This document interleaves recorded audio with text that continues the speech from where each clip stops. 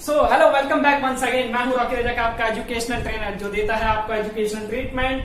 तो बच्चों, हम लाइट चैप्टर क्लास 10th का हम शुरू कर चुके थे, उसमें हम काफी हद तक आगे बढ़ चुके थे। लास्ट क्लास में हमने डिस्कस किया था रिफ्रैक्टिव इंडेक्स के बारे में और रिफ्रैक्शन के बारे में। आज उसी बातचीत को हम और डेप्थ में जानने की कोशिश करेंगे। आज हम जानेंगे कि ग्लास स्लैब के थ्रू, जो ग्लास स्लैब होता है उसके थ्रू रिफ्रैक्शन कैसे होता है। देखिए, ग्लास स्लैब क्या होता है। ग्लास स्लैब एक आपके पास कांच का टुकड़ा होता है जो आपका क्यूबॉइड शेप का होता है। क्यूबॉइड शेप, बिल्कुल माचिस की डिब्बी की तरह आपका एक स्ट्रक्चर होता है। ग्लास का ट्रांसपेरेंट स्ट्रक्चर होता है जिससे कि लाइट आर पार आसानी से जा सकती है। तो जब बच्चों लाइट जो है उस ग्लास स्लैब से पास आउट होती है तो क्या होता है, लाइट अपने पाथ से डेविएट हो जाती है, लाइट अपने पाथ से मुड़ जाती है। उस पाथ डेविएशन को ही हम क्या कहते हैं, रिफ्रैक्शन।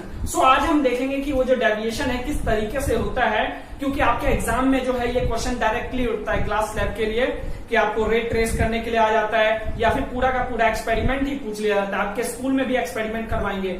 इनकेस अगर नहीं करवाते हैं तो आप यहाँ विजुअलाइज कर सकते हैं, समझिएगा।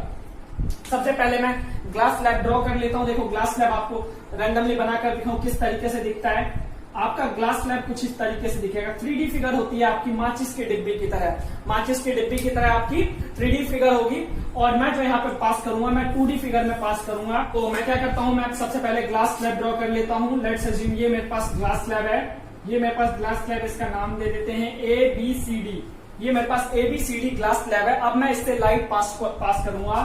तो नॉर्मल लाइन भी जरूरी है बनाना, दोनों ग्लास स्लैब पे नॉर्मल लाइन।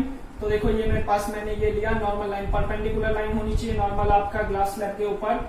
ये मैंने नॉर्मल लाइन ले लिया परपेंडिकुलर। इसका भी नाम दे दो, इसका नाम दे दो PQ, इसका नाम मैंने दे दिया P और Q। अब उसके बाद क्या करो, रे ऑफ लाइट पास करता हूं मैं। ध्यान से देखिएगा, रे ऑफ लाइट इस तरीके से इंसिडेंट लाइट यहाँ पे आई। ये वाला एंगल जो होता है एंगल ऑफ आई बोलते हैं इसको क्या बोलते हैं, angle of I, angle of incident जिसको कहा जाता है। और जब ये लाइट यहाँ इस ग्लास स्लैब के अंदर एंटर करेगी तो क्या होगा, एक्चुअल में अगर मान लो ग्लास स्लैब नहीं होता तो क्या होता है, ये लाइट कुछ इस तरीके से सीधा निकल जाती, ऐसे निकल जाती।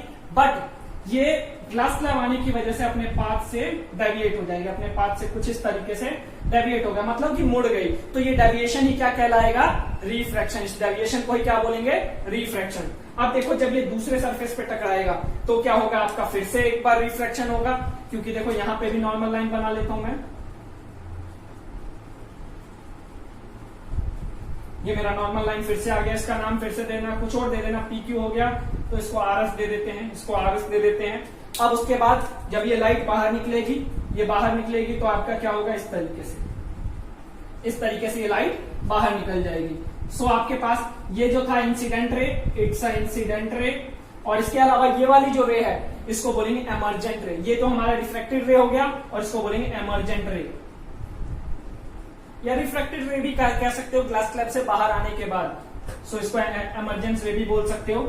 अब देखो, एंगल की बात करें, ये वाला एंगल आई था, ये वाला एंगल क्या हो जाएगा, refracted angle, first refracted angle कह सकते हैं। और ये वाला एंगल जो है इसको हम I1 कह सकते हैं। I1 क्यों कहा मैंने, क्योंकि भाई इस सेकंड एज के लिए क्या है, हमारा एंगल ऑफ इंसिडेंस है। इस वाले एज के लिए ये वाला जो एंगल है एंगल ऑफ इंसिडेंस है। और जब ये यहां से बाहर निकली तो ये वाला जो एंगल हो इसको बोलेंगे angle of emergence. Angle of emergence मतलब जब लाइट बाहर आई। तो बच्चों, अब इसमें एंगल में जो है ना हमारे पास ये एंगल आई और एंगल ये वाला, ये इसका आई और ई, एंगल आई और एंगल ई बराबर होगा।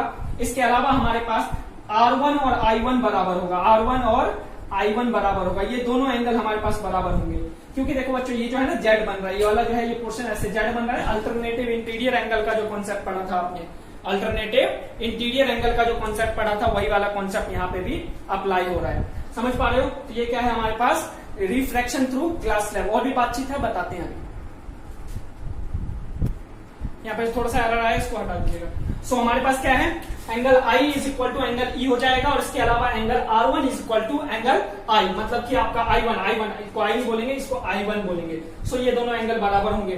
तो ये चीज आपको याद रखने वाली बात है। और इसके अलावा और क्या नोटिस करने वाली बात है, एक चीज देखना, यहाँ पे जो एंगल आई होगा ना वो ग्रेटर देन R1 होगा, एंगल आई जो होगा ग्रेटर देन R1 होगा, angle I is greater than angle R1।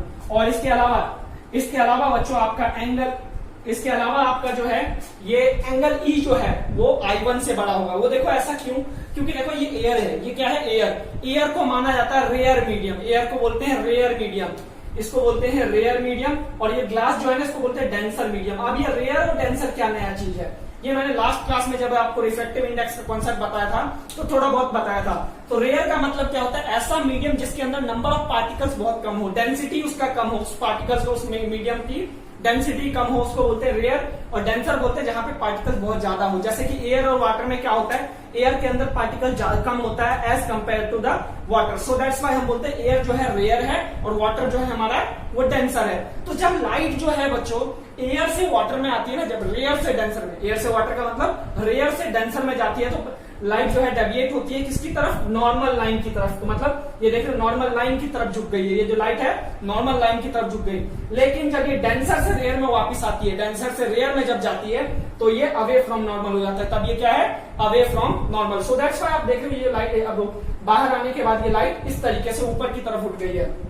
और इसके अलावा बच्चों जब ये लाइट बाहर निकलेगी ना तो याद रखिएगा ये बाहर जाने के बाद, ये तो थोड़ा सा मतलब कि मैं दोबारा ड्रॉ कर देता हूं, बाहर निकलने के बाद जो ये लाइट है ये पैरेलल जाएगी, ये लाइट जो है ना पैरेलल जाएगी, इसके ये वाली लाइट और ये वाली लाइट जो है पैरेलल रहेगी। और इसके बीच में जो ये डिस्टेंस है ना इसको बोलेंगे लेटरल डिस्प्लेसमेंट, इसको बोलेंगे लेटरल डिस्प्लेसमेंट या लेटरल शिफ्ट भी बोल सकते हो। ये फिनोमिना देखने के लिए, प्रैक्टिकली देखने के लिए आप लोग जो है कांच का ग्लास लेना, कांच के ग्लास के अंदर नींबू डाल देना, कांच पानी भर के उसके अंदर नींबू डाल देना। नींबू डालने के बाद क्या होता है, उसका जो उसका शेप है वो बड़ा दिखाई देता है। वो क्यों होता है, ड्यू टू लेटरल डिस्प्लेसमेंट, उसकी जो एक्चुअल पोजीशन जो है शिफ्ट हो जाती है, जिसकी वजह से साइज जो है हमें बड़ा दिखता है। सिमिलरली जब आप पेंसिल को ग्लास के अंदर डालते हो, पेंसिल को जब ग्लास के अंदर डालोगे ना तो टिल्टेड दिखता है, टेढ़ा सा दिखता है। टिल्ट क्यों दिखता है बच्चों, क्योंकि जो है वो लेटरल डिस्प्लेसमेंट हो जाता है, लेटरल शिफ्टिंग हो जाती है। किसकी वजह से, रिफ्रैक्शन की वजह से, क्योंकि लाइट जो है रेयर से डेंसर में एंटर करती है। सो दैट्स व्हाई ऐसा होता है। सो ये चीज याद रखना है, रेयर डेंसर के कॉन्सेप्ट पे और रिफ्रैक्टिव इंडेक्स के कॉन्सेप्ट पे एक क्वेश्चन दोनों को मिला कर देते हैं। अब इससे रिलेटेड क्वेश्चन कैसे पूछा जाता है, आपसे क्वेश्चन पूछा जाएगा, मान लो एक ग्लास दे दिया, बस खाली ऊपर से इंसिडेंट एंगल दे दिया, बाकी नीचे का कुछ भी नहीं दे रहा, नीचे का बोला जाएगा रे डायग्राम ड्रॉ करो, आपको बोला जाएगा रे डायग्राम ड्रॉ करके दिखाइए, तो आपको ड्रॉ करना होगा। सो दैट्स व्हाई बच्चों आपको ये पता होना चाहिए। सो उम्मीद करता हूं आपको समझ में आया होगा। बाकी अगली क्लास में हम लेंस के बारे में डिटेल में समझेंगे। तो आज के लिए इतना ही रखते हैं, फिर मिलेंगे अगली सभा में, तब तक के लिए दुआओं में याद रखिएगा। Goodbye, take care.